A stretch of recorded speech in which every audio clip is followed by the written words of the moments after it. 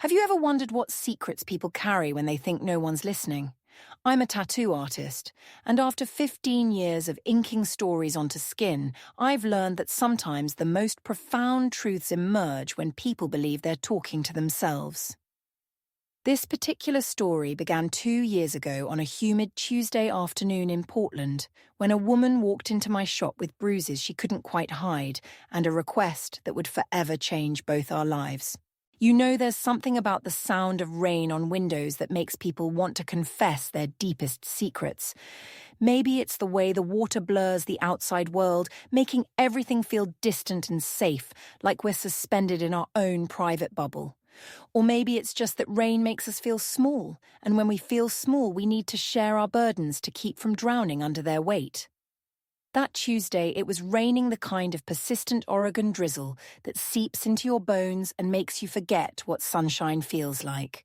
My name is Emma Hartley, and I run a small tattoo parlor called Second Skin Studio in the Pearl District of Portland, Oregon. It's not the fanciest place, but it has character with exposed brick walls, covered in flash art and vintage concert posters that I've collected over the years. The shop sits on the corner of Northwest 12th and Glisson in a building that used to be a print shop back in the 20s. Sometimes I swear I can still smell the ghost of old ink and paper, especially on rainy days when everything seems to hold memories a little tighter. The space itself is about 1,200 square feet, divided into 3 tattoo stations, a small waiting area, and a consultation room that doubles as my office. The floors are original hardwood, scarred and stained from decades of use, but polished to a warm honey glow. I spent months renovating the place when I first bought it 5 years ago, learning how to restore plaster and repair vintage light fixtures from YouTube videos and the advice of the old-timers at the hardware store down the street. The shop has this warm amber lighting that makes everyone look a little softer, a little more at ease, which is exactly what I intended when I designed it. I installed vintage Edison bulbs in wrought iron fixtures that cast everything in a golden glow like permanent sunset. The walls are painted a deep sage green, a colour that reminds me of the forests outside the City of the Peace. I find hiking among the Douglas firs when the weight of other people's pain becomes too heavy to carry alone. I wanted people to feel safe here, like they could shed their armour for a while.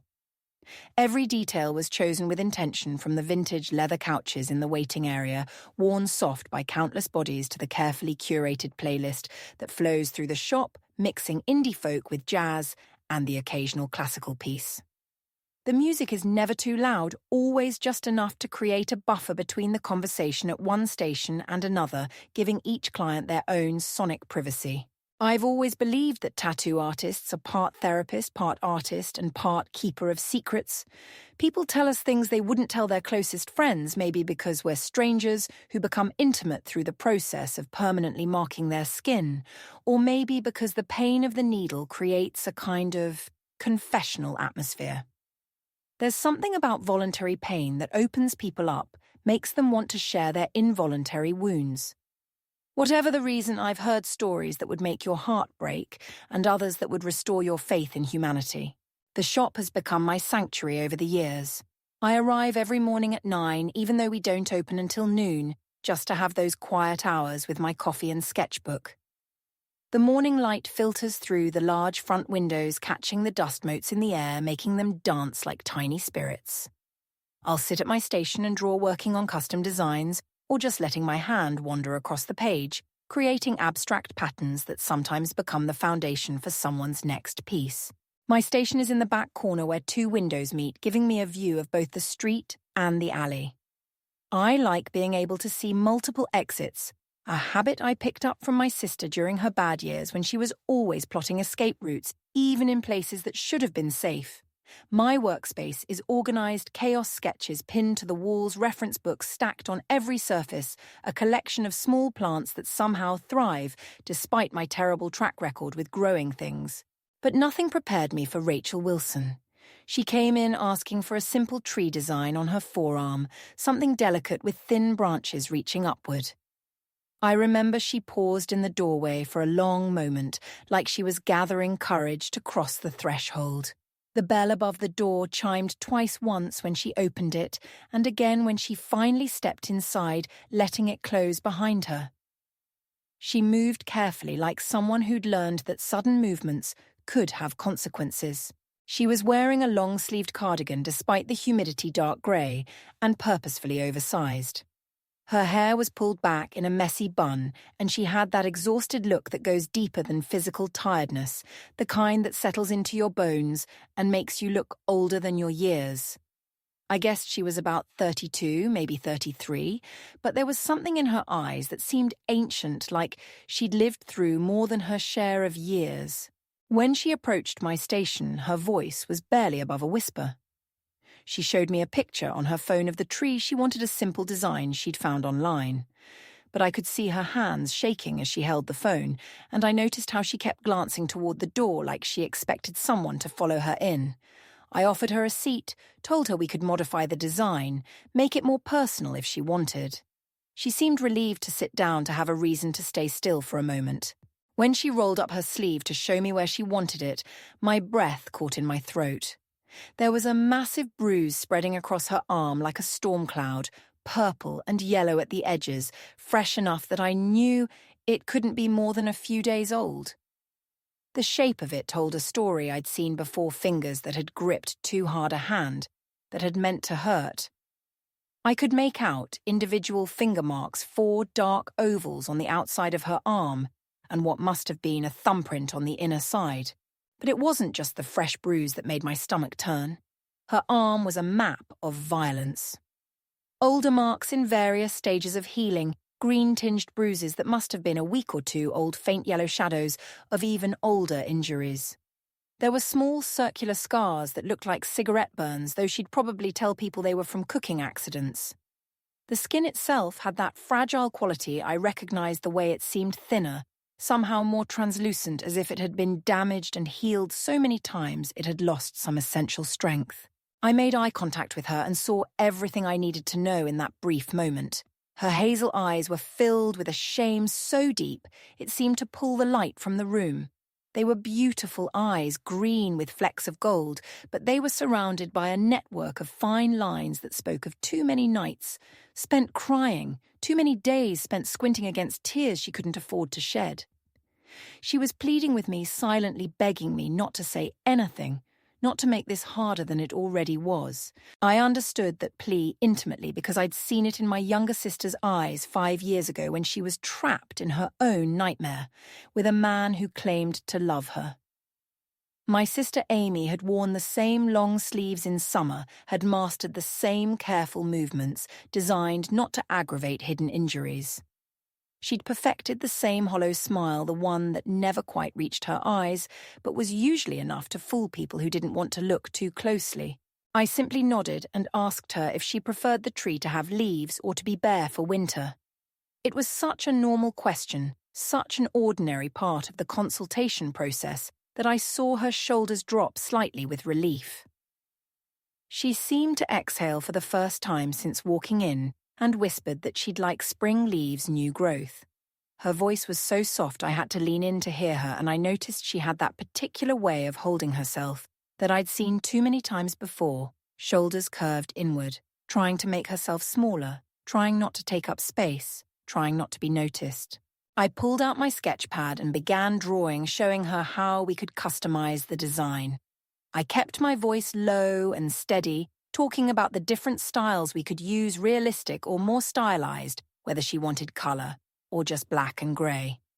Normal conversation, normal questions, but I was careful not to ask anything that might feel like prying. I'd learned from Amy that creating safe spaces meant letting people reveal themselves at their own pace, or not at all if that's what they needed. As I sketched the design, we fell into an uncomfortable silence. Usually my clients chat about everything and nothing, their kids, their jobs, their plans for the weekend, the weather, anything to distract from the needle's bite. Some people treat the tattoo chair like a therapist's couch, spilling their entire life story while I work. Others focus on their phones or bring a friend for distraction. But Rachel responded to every attempt at conversation with single-word answers. her eyes fixed on a spot on the wall behind me where I'd hung a vintage poster from a Nirvana concert at the Paramount. After the third try, I stopped pushing and let the silence settle between us, filled only by the buzz of my machine and the faint sound of traffic from the street outside. The rain had picked up, drumming against the windows in an irregular rhythm that somehow made the quiet inside feel deeper. I could hear her breathing shallow and carefully controlled, like she was rationing air, afraid that taking too much might draw unwanted attention. I took my time with her tattoo, adding details I normally wouldn't for a simple piece. I shaded each leaf with careful attention, working in layers to create depth and movement. I added texture to the bark using a combination of techniques I'd learned from an old-school artist in Seattle who'd been inking trees before I was born. The roots I made deeper and more intricate than her reference image, weaving them together in a pattern that suggested strength hidden beneath the surface. What should have been a 45-minute session stretched to 2 hours. I took breaks ostensibly to stretch my hand or adjust the lighting, but really to give her moments of respite. She never complained, never asked why it was taking so long, never pointed out that the simple design had evolved into something far more complex. I think we both understood that this was about more than the tattoo. This was about having somewhere to be for a few hours, somewhere that demanded nothing from her, except stillness. As I worked, I found myself thinking about the symbolism of trees, how they bend but don't break in storms, how their roots run deep and intertwine with others for support, how they can appear dead in winter but come alive again in spring. I wondered if she'd chosen the image consciously, or if some part of her had been drawn to it, instinctively recognizing herself in its resilience. I added a few small buds to some of the branches, tiny promises of growth to come. The only time she spoke during the session was when I was adding the final details. She asked quietly if I could make one branch reach a little higher than the others, like it was stretching towards something just out of frame. Her voice caught on the words, and I saw tears gather in her eyes, though none fell. I adjusted the design, adding that reaching branch, making it slightly thinner than the others, but giving it the most delicate leaves, as if its very fragility was what allowed it to grow higher. When I finally finished, she studied it in the mirror for a long moment. Her fingers traced the air above it, not quite touching, as if the new ink was something precious and fragile. The bruises on her arm were partially hidden by the spreading branches, and I'd been careful to work around the worst of them, though I knew it must have hurt more than she let on. She stood there for so long I started to worry, but then she whispered perfect so quietly I almost missed it. She thanked me in a way that carried weight beyond gratitude for the art. It was thanks for the silence, for not pushing, for giving her these 2 hours of peace. As she carefully rolled her sleeve back down, I noticed how she winced when the fabric touched the new tattoo and the bruises beneath. She paid in cash, counting out bills with shaking hands, and I made sure to give her a detailed aftercare sheet, more thorough than usual, with my personal cell number written at the bottom, just in case she had questions. She took one of my business cards, studying it like it contained some secret message. Before she left, she asked about the shop hours, her voice carefully casual, like she was just making conversation. I told her we were open noon to 8 Tuesday through Saturday, but that I was often here earlier or later working on designs. I made sure she knew the back door was in the alley, that it was usually unlocked during business hours, that sometimes people preferred to come and go that way if they wanted more privacy. I watched her leave, noting how she checked the street before stepping out, how she pulled her sleeve down despite the fresh bandage, how she seemed to steel herself before walking away. Her shoulders were hunched against more than just the rain, and she moved quickly like someone who'd learned that staying in one place too long was dangerous. I knew I'd see her again. Women like Rachel always came back, not for the ink, but for the sanctuary. That night, I couldn't stop thinking about her. I sat in my apartment, a small one-bedroom above a bakery 3 blocks from the shop, and tried to focus on sketching new designs. But my mind kept returning to those bruises, to the way she'd flinched when she moved, to the careful way she'd counted out her payment like every dollar was precious. I thought about calling Amy, asking her advice, but I knew what she'd say. "You can't save everyone, Em. They have to want to save themselves first." 10 days later, she returned. This time she came through the back door, slipping in so quietly I didn't hear her until she cleared her throat. She looked worse than before, though she'd clearly tried to cover it with makeup. There was a greenish bruise along her jawline that no amount of concealer could fully hide, and she moved even more carefully than before. This time she wanted a semicolon on her ankle, tiny and discreet. I knew what it meant, the pause in a sentence where the author could have ended it, but chose to continue. It's become a symbol for those who've survived their darkest moments, who've chosen to keep going when stopping seemed easier. The tattoo itself would take maybe 15 minutes, but I knew that wasn't really why she was here. When I asked her about it, trying to sound casual, she said it was just a reminder to keep going. Her voice cracked on the last word, and she pressed her lips together like she was physically holding back everything else she wanted to say.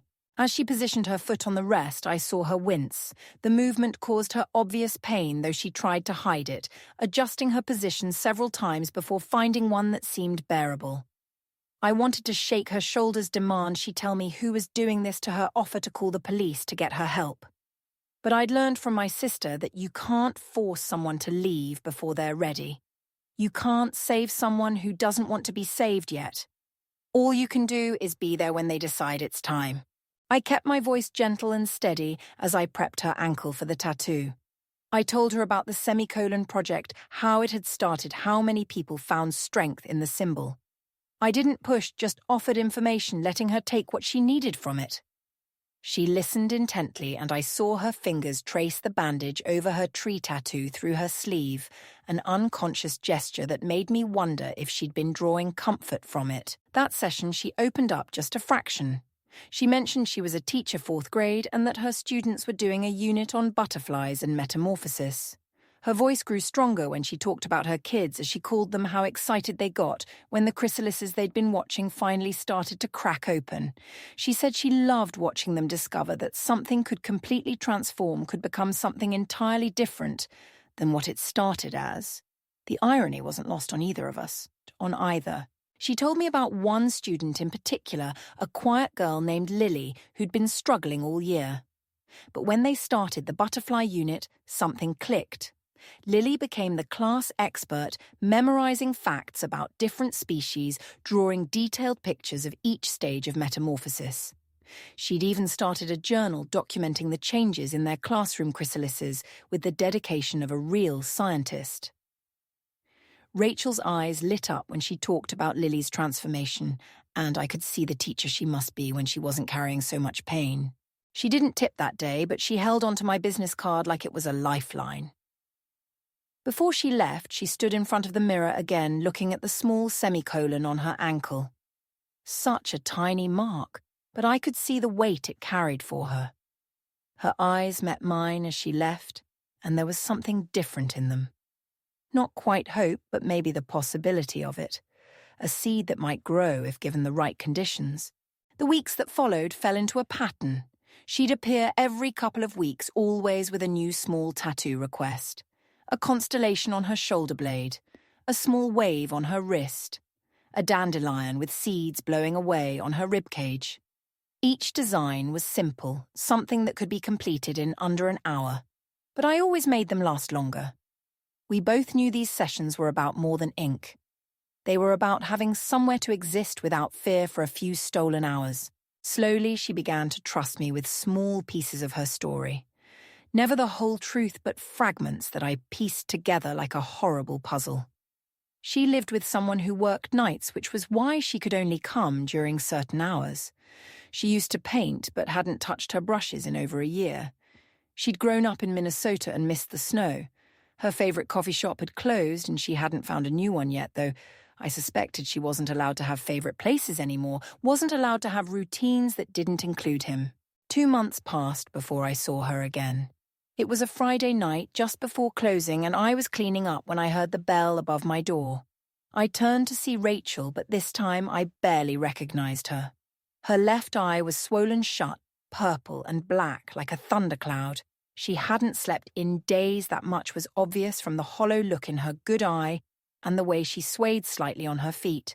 Her clothes were wrinkled like she'd been wearing them for too long. and there was a tremor in her hands that spoke of exhaustion and fear pushed beyond their limits. She asked for a simple line on her upper thigh. Just a straight line, nothing fancy. We both knew she wasn't here for the tattoo. She was here because she had nowhere else to go. I locked the door behind her, flipped the sign to closed, and tried to keep my voice steady as I prepared my station. My hands shook as I pulled on my gloves, and I had to take a deep breath to calm myself. Seeing her like this made me want to hunt down whoever had done this, but I knew anger wouldn't help her now. What she needed was safety and calm. And I had leftover Thai food in the mini fridge pad Thai from my favourite place down the street and a couple bottles of water. I mentioned casually that I'd ordered too much and asked if she wanted some, otherwise I'd have to throw it out. The lie was transparent, but she was desperate enough to accept it. She tore into the pad Thai like she hadn't eaten in days, and maybe she hadn't. I pretended to organise supplies while she ate, giving her privacy and her hunger. When she finished eating, I saw her shoulders start to shake. Not crying exactly, but something close to it, like her body was finally allowing itself to feel the exhaustion she'd been holding at bay. I asked if she wanted to rest for a bit before we started. She nodded gratefully and curled up in the client chair, pulling her knees to her chest, making herself as small as possible. The straight-line tattoo should have taken 10 minutes maximum. I made it last 2 hours. I worked with the precision of a surgeon, taking breaks to check the placement and make sure the line was perfectly straight. I used the single needle technique typically reserved for fine detail work, treating this simple line like it was the most important piece I'd ever done. She dozed off a few times, jerking awake with small gasps of fear. Each time I assured her it was okay, she was safe here.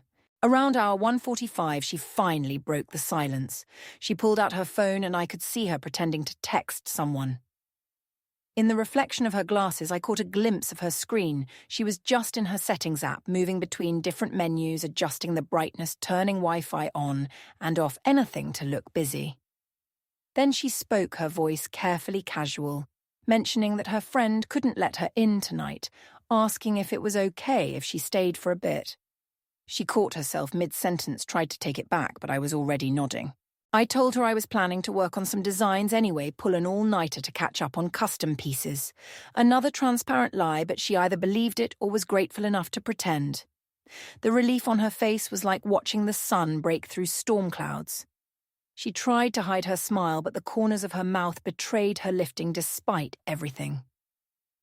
For a moment she looked younger, closer to the age she actually was, instead of the decades of weariness she carried. That night, she slept on my tattoo chair, while I sat at my desk playing game after game of solitaire on my computer. I'd already finished all my design work for the week, but I stayed awake, keeping watch. The shop felt different in the deep night hours. The street outside grew quiet, except for the occasional car passing by its headlights, sweeping across the walls like searchlights. The rain had stopped, but the windows were still streaked with water, creating abstract patterns in the streetlight. I found myself sketching as I kept watch, drawing trees and birds in abstract patterns that seemed to flow from my pencil without conscious thought. Every time Rachel shifted in her sleep, I looked up, making sure she was okay. She'd curled into an impossible ball on the chair, one arm tucked under her head, the other wrapped around her middle like she was holding herself together even in sleep. Around 3 a.m, I heard her laughing in her sleep. It was such an unexpected sound in the darkness that I turned to look at her smiling.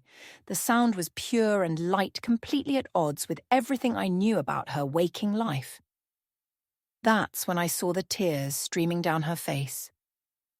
Sleep had stripped away her defenses, and her body was releasing what it couldn't during waking hours. She was crying and laughing simultaneously, her body shaking with the contradiction of it. I moved to sit beside her, took her hand gently in mine. Her fingers were cold, and I noticed old scars on her knuckles that looked like defensive wounds. She gripped my hand like a drowning person finding driftwood, her fingers tightening with surprising strength. Her lips moved, forming words I could barely make out. "Please don't make me go back there. Keep me safe, please." The words were broken by sobs, but the desperation in them was clear. I squeezed her hand and whispered that she was safe, that I wouldn't let anything happen to her. She shot upright, suddenly fully awake and disoriented. For a moment, she didn't remember where she was, and I saw naked terror in her eyes. She pulled away from me, raising her hands defensively, and I immediately stepped back, giving her space. Then recognition dawned, and she crumpled forward, her shoulders shaking.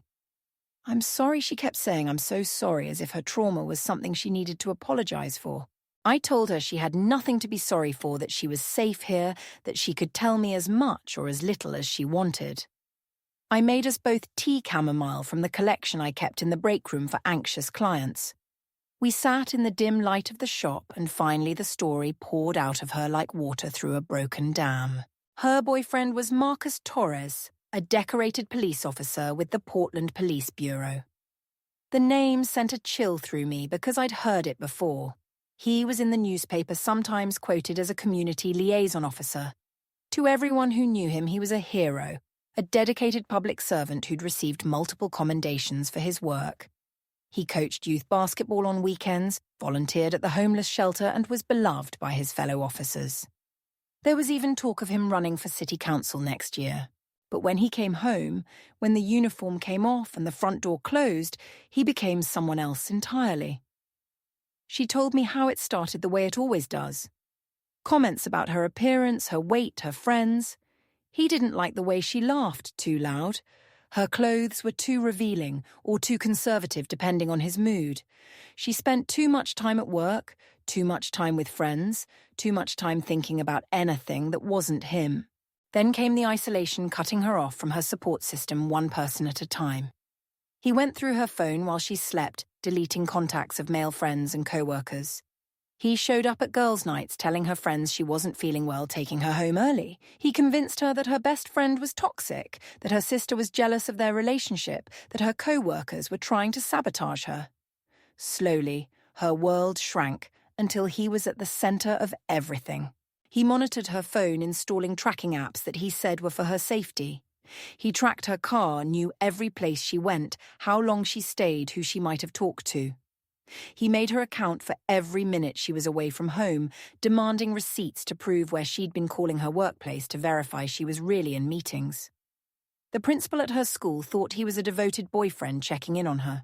The physical abuse began 8 months ago. He called it their little game, a sick ritual, where he would find something, anything, to be upset about, and then spend hours taking out his frustration on her body. She'd forgotten to buy his preferred brand of beer. She'd smiled too much at the grocery store clerk. She'd taken 30 seconds too long to answer a text. Any excuse was enough to trigger his rage, but he was smart about it, calculated. He knew where to hit so the bruises wouldn't show in her classroom. He knew how much force to use to cause pain without breaking bones. He kept a mental map of her body, rotating the locations of his violence so no one area showed too much damage at once. He knew exactly what to say to make her believe it was her fault that she had provoked him, that if she could just be better, love him harder, be more understanding, it would stop.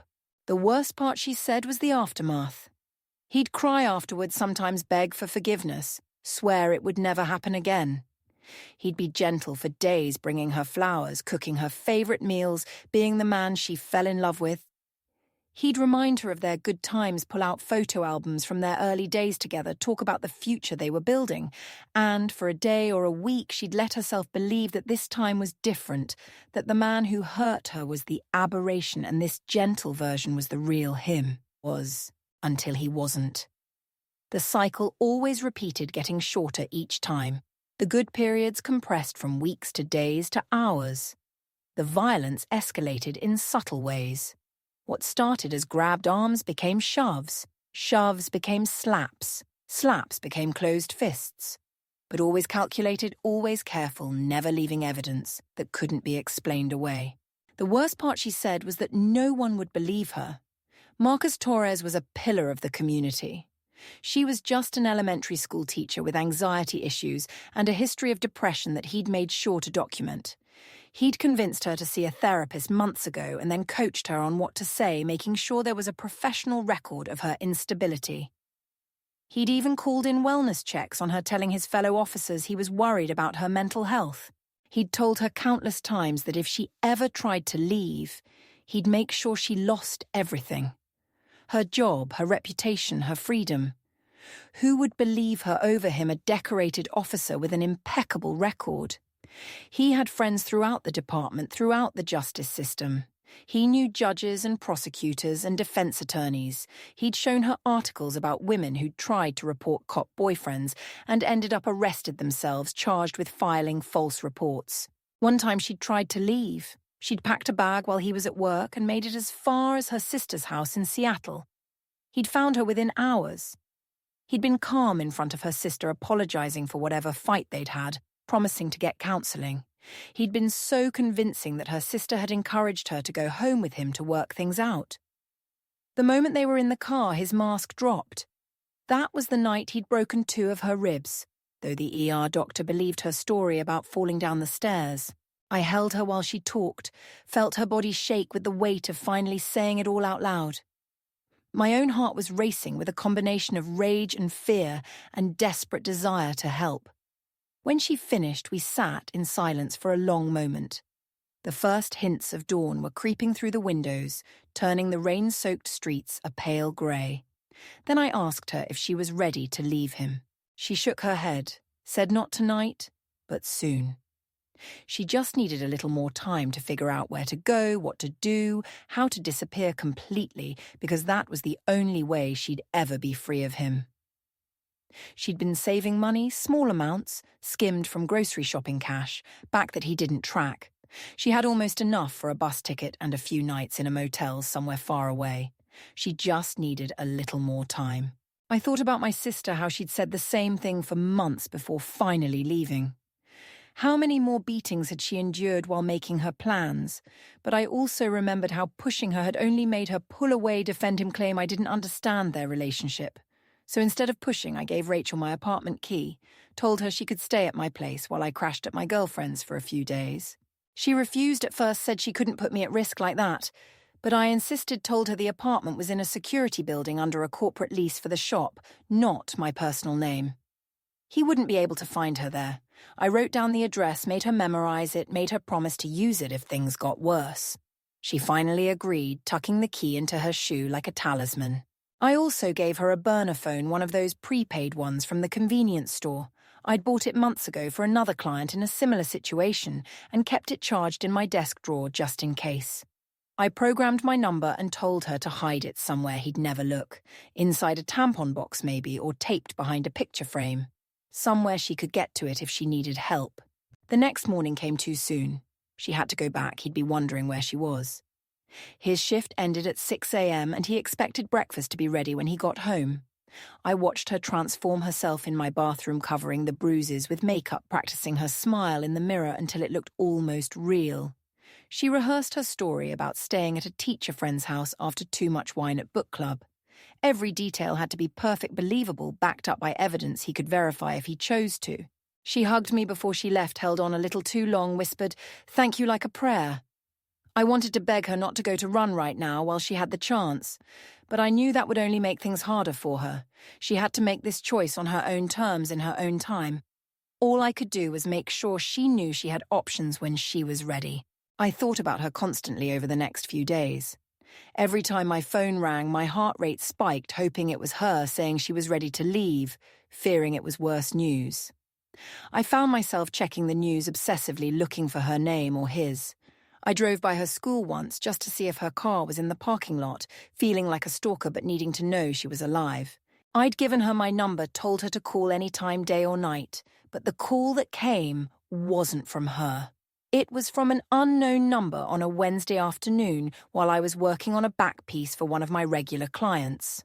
My client Derek was getting a Japanese-style dragon that wrapped around his entire torso, and we were in hour 3 of a 6-hour session. I almost didn't answer, but something made me pick up. The voice on the other end was professional, courteous, and absolutely chilling. Officer Marcus Torres introducing himself, explaining that he was looking for his girlfriend, Rachel Wilson. She'd been missing since Friday night, and he was worried sick. Her family was concerned. Did I know where she was? Had she been in recently for any work? His voice was perfectly modulated, the concerned boyfriend just trying to find his lost love. I lied smoothly, said I hadn't seen her in weeks. Lots of clients come through, couldn't remember everyone. Sorry I couldn't be more help. I kept my voice bored like this was an annoying interruption to my day. Derek picked up on my tension, though, and stayed quiet, pretending to be absorbed in his phone while I talked. There was a pause on the other end, and I could practically hear Marcus processing my response, deciding whether to push harder. He thanked me for my time, but something in his voice told me he didn't believe me. There was an edge to his polite words, a subtle threat wrapped in concern. He mentioned that if I did hear from her, I should call him immediately. For her safety, of course.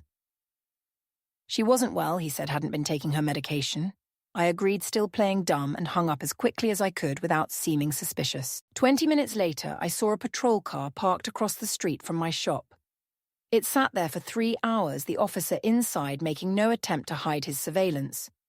Derek noticed it too, and when we took a break, he asked quietly if I was in some kind of trouble. I told him it was complicated, but nothing he needed to worry about. He gave me a long look, then said if I needed anything, his brother was a lawyer. Good to know I had allies. That night, I went to my girlfriend Sarah's place. She lived in a converted loft in southeast Portland, all exposed beams and huge windows overlooking the river. She was a civil rights attorney, and when I told her everything, she went into full lawyer mode. She made calls, reached out to contacts at domestic violence organizations, started building a safety plan. Her legal mind immediately began cataloguing evidence and strategies, while her heart broke for what Rachel was enduring. She also told me something that made my blood run cold. Marcus Torres had been investigated twice before for domestic violence. Both times the cases had been dropped when the victims refused to cooperate. Both women had left town shortly after. One had moved across the country with no forwarding address. The other had died in a car accident 2 months after dropping the charges. The accident report said she'd been drinking lost control on a curve. But Sarah had a contact in the medical examiner's office who remembered the case. The injuries weren't entirely consistent with a car accident. The implications hung heavy between us. This wasn't just about Rachel anymore. This was about a pattern of predator who'd been allowed to continue hurting women because his badge protected him.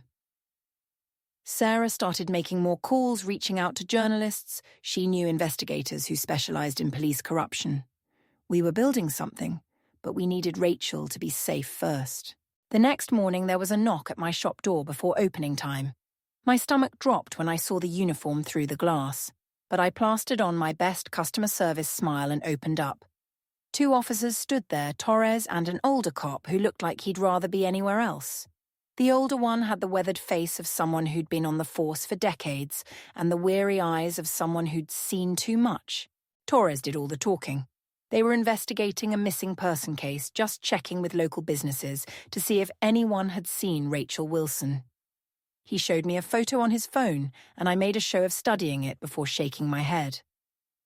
Sorry, officers, wish I could help. The whole time his eyes never left mine, and that smile never reached his eyes. He was enjoying this, I realized. The power play, the intimidation, the game of it all. He asked if they could look around. Just routine, he said. I felt my spine straighten as I told him not without a warrant. I had client privacy to consider confidential information about people's tattoos and personal information. The older cop sighed and suggested they move on, they had other places to check. But Torres kept staring at me with this little smirk, like he knew exactly what was happening and was enjoying the game. Is that right? He said, his voice still pleasant, but with an undertone that made my skin crawl. Client privacy. That's very professional of you. He took a step closer and I caught the scent of his cologne, something expensive and sharp. You know, interfering with a police investigation is a serious matter. Harboring a missing person, especially one with mental health issues, that's something we take very seriously. The older cop put a hand on Torres's shoulder. Come on, Mark, he said, his voice tired. We've got a dozen more places to check. Let's go. Torres held my gaze for another long moment, then stepped back. You're right, partner, he said. We should go. But he looked at me one more time before leaving. We'll be in touch, he said, and it sounded like a promise. Or a threat. After they left, I immediately called Sarah. She told me to document everything, write down the time, the date, what was said, take photos if any police cars showed up again. She also said she'd made contact with someone at the FBI who investigated police corruption. Things were moving, but not fast enough. We needed to get Rachel somewhere safe before Torres escalated, and we both knew he would. I tried to focus on my work that day, but I was jumpy every time the door opened. My regular clients noticed, asked if I was okay. I made excuses, said I hadn't been sleeping well, but my hands shook slightly as I worked, and I had to take more breaks than usual. The patrol car came back in the afternoon, different cop, but same obvious surveillance. They wanted me to know they were watching. That evening, just as I was closing up, Rachel appeared at my back door. She looked worse than before, and there was a frantic energy to her movements. She kept looking over her shoulder, pressing herself against the wall like she was trying to become invisible. "He knows," she said. "He always knows." Her voice was barely above a whisper, and I had to lean close to hear her. "He's been asking about you showing your picture to people. He thinks you're hiding me." I brought her inside, locked everything up, and called Sarah. Within an hour, we had Rachel in Sarah's car, heading to a safe house run by a domestic violence organization that specialized in cases involving law enforcement. The safe house was 2 hours away in a location that even Sarah didn't know. They were experts at hiding women from cops who had access to all the usual tracking systems. Before she left, Rachel gripped my hands tight. Her eyes were wide with fear, but there was something else there too. Determination maybe, or just the simple recognition that this was her only chance. She asked me to get word to her students, somehow let them know she was okay. She worried about Lily. The butterfly girl wondered who would encourage her science interests. Even fleeing for her life, she was thinking about her kids. I promised her I'd figure something out. Sarah gave her a burner phone and a contact at the safe house who would help her figure out next steps. There were lawyers who specialized in these cases, people who knew how to navigate the system when the abuser was part of it. It wouldn't be easy, but there was hope. For the first time since I'd met her, I saw Rachel start to believe she might actually survive this.